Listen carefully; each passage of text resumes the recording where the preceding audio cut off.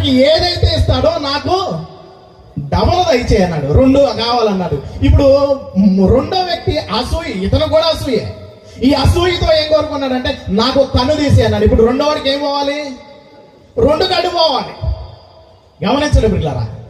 అంటే ఈ భూమి మీద ఉన్న మానవాళి యొక్క ఉద్దేశం అంతా కూడా ఎలాగుందంటే ఎదుటి వ్యక్తి ఒక స్థాయిలోకి వెళుతూ ఉంటే, గమనించండి పిల్లరా, కుళ్ళుతో కుతంత్రాలతో అల్లాడిపోయే వాళ్ళు ఉన్నారు. కానీ వాడు బాగున్నాడనే ఆలోచన వస్తుందా అంటే లేదే లేదు. దేవుని ఉద్దేశం ఏమై ఉంది అంటే ప్రతి ఒక్కరు కూడా ఆశీర్వదింపబడాలి. ప్రతి ఒక్కరు కూడా ఆశీర్వదింపబడాలి. నిజంగా మనం ఆలోచించగలిగితే, ఈ ఆశీర్వాదాన్ని కనుక మనం ఆలోచించగలిగితే, చూద్దాం బైబిల్ గ్రంథంలోకి వెళ్ళి కొన్ని విషయాలు కనుక మనం ఆలోచించగలిగితే, ప్రతి ఒక్కరు కూడా ఆశీర్వదింపబడాలి అనుకుంటున్నాడు. ఏ విధంగా ఆశీర్వదింపబడాలి అని కోరుకుంటున్నాడు అంటే కొన్ని విషయాలు కనుక మనం